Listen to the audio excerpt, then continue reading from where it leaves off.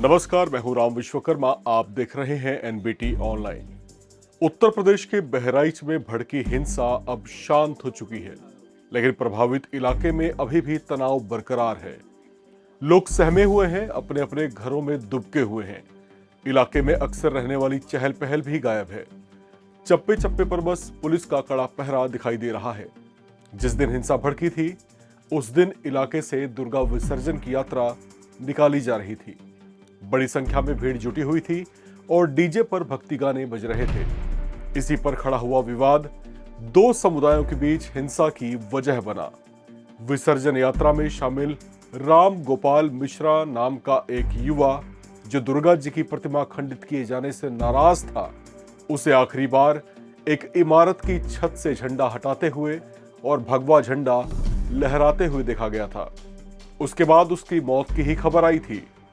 अब उसकी postmortem report सामने आ गई है, जिससे कुछ ऐसे चौंकाने वाले खुलासे हुए हैं, जिससे यह पता लगा है कि उसके साथ कितना वहशीपना किया गया था। क्रूरता की हदें लांघते हुए उसकी जान ली गई थी। पोस्टमार्टम रिपोर्ट से यह खुलासा भी हुआ कि उसके नाखून खींच लिए गए थे, उसे करंट भी लगाया गया था, जबकि सीने पर बहुत पास से गोली मारी गई थी। उसके शरीर से 35 छर्रे बरामद किए गए हैं। जिस घर में उसके साथ ये सब कुछ हुआ, वो मुख्य आरोपी अपने पूरे परिवार के साथ फरार है।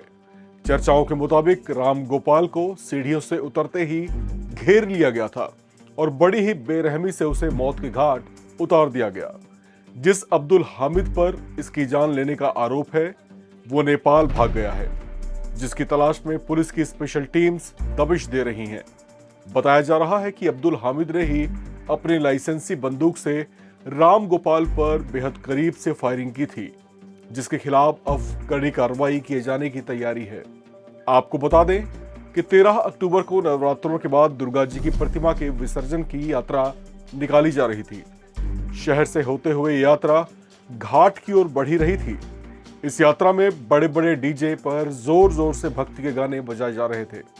बताया जा रहा है कि एक विशेष समुदाय ने विसर्जन वाली जगह से लगभग 2.5-3 किलोमीटर पहले डीजे पर तेज आवाज में गीत बजाए जाने पर आपत्ति जताई थी, जिस पर दो गुटों के बीच पहले बहस हुई और फिर देखते ही देखते ये बहस मारपीट तक पहुंच गई।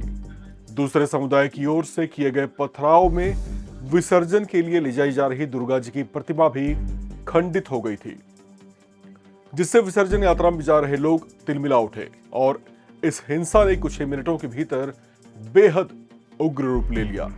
नाराज भीड़ ने इसके बाद इलाके में जमकर उपद्रव मचाया, जमकर तोड़फोड़ की गई, कई गाड़ियों को फोड़ दिया गया। इतना ही नहीं, इस हिंसा के बीच उसी जगह पर दुर्गा जी की प्रतिमा की विसर्जन यात्रा को भी रोक दिया गया। नाराज लोगों ने चेतावनी दी थी कि जब तक आरोपियों पर कड़ी कार्रवाई नहीं की जाती, तब तक वे प्रतिमा का विसर्जन नहीं करेंगे। ये खबर देखते ही देखते बहराइच के गांव-गांव तक फैल गई, जिसके बाद वहां से भी बड़ी संख्या में लोग घरों से निकल आए और प्रदर्शन कर अपनी नाराजगी जताई। इस मामले में पुलिस ने कई आरोपियों को हिरासत में लिया हुआ है, जबकि राम गोपाल नाम के शख्स की जान लेने वाले मुख्य आरोपी की तलाश की जा रही है। फिलहाल इस खबर में इतना ही। बाकी अपडेट्स के लिए आप लगातार बने रहें एनबीटी ऑनलाइन के साथ।